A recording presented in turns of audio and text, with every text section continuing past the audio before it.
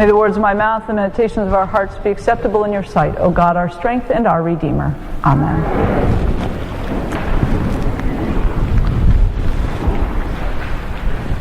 I read a blog this week bemoaning the challenge of preaching on Good Shepherd Sunday.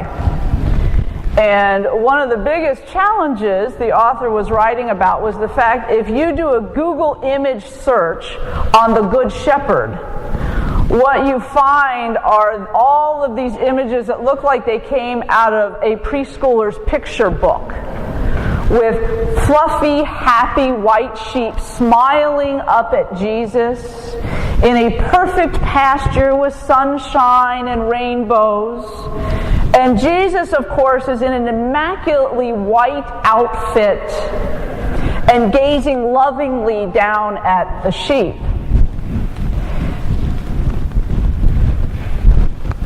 This is the image, often, that we are offered of the Good Shepherd. And I know one shepherd, and I spent a little bit of time with him, and in the time I spent with my shepherd friend, while I know he had great affection for his sheep, I didn't see him once gaze lovingly into their eyes.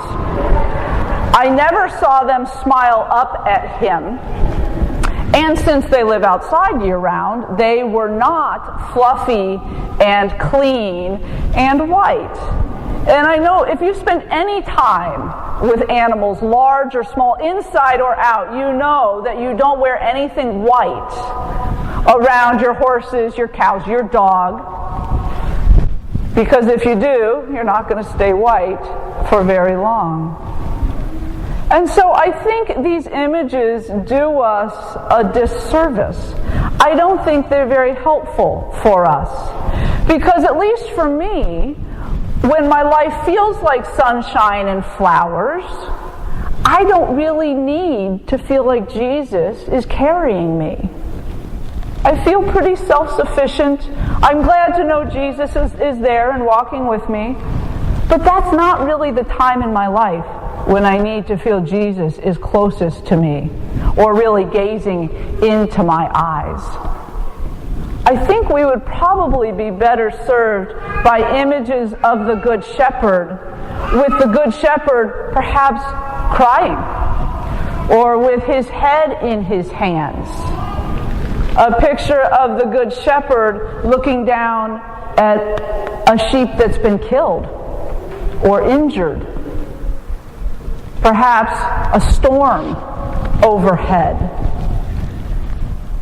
An image of a good shepherd caring for the sheep through the hardest times of life. Because I think so often those are the times when we are looking most for Jesus' comfort and Jesus' care. I'm sure these days, today in fact, the people of Nepal are not looking for an image of sunshine and flowers. That would not speak to them. It would not speak to me if I was there as a rescuer. An image of the Good Shepherd walking with people in times of trouble, in times of need, in times of difficulty. Those are the times when I need to feel the presence of the Good Shepherd. And the psalmist, I think, really understood this. Because I think most of us can probably recite much of Psalm 23 from memory. But when the psalmist speaks of the Good Shepherd, yea, though I walk through the valley of death, you are with me. The psalmist didn't write, when I'm walking through the valley of sunshine, you're with me. The psalmist says, you spread a table before me in the presence, and our translation says, of those who trouble me. But you know, the older translation says, in the presence of my enemies. The psalmist doesn't talk about Jesus spreading that table for your family and friends.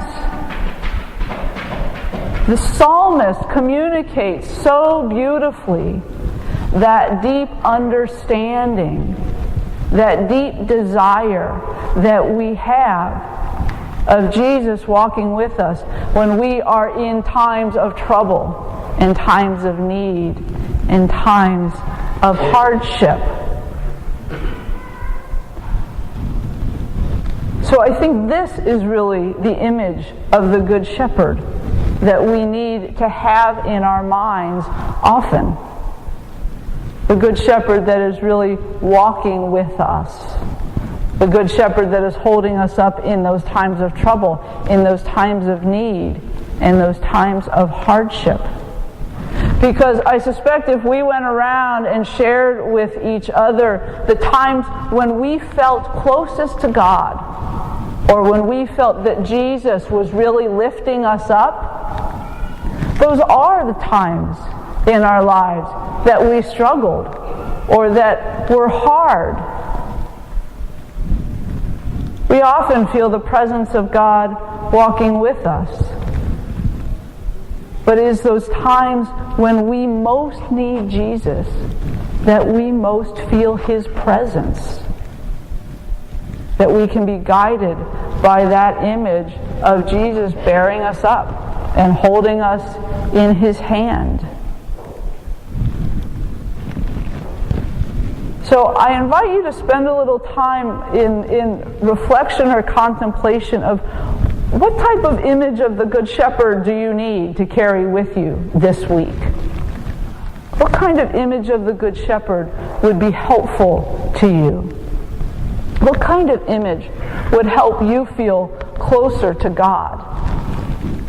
I suspect there's not going to be a whole lot of sunshine and gamboling lambs in that image, because that's not simply who we are, and that's not the time when we need Jesus most. So what's your image of the Good Shepherd? Can we leave perhaps the precious moments figurines aside and look for that image that really cares for us, that reminds us that we are loved, and reminds us that Jesus is walking with us? Amen.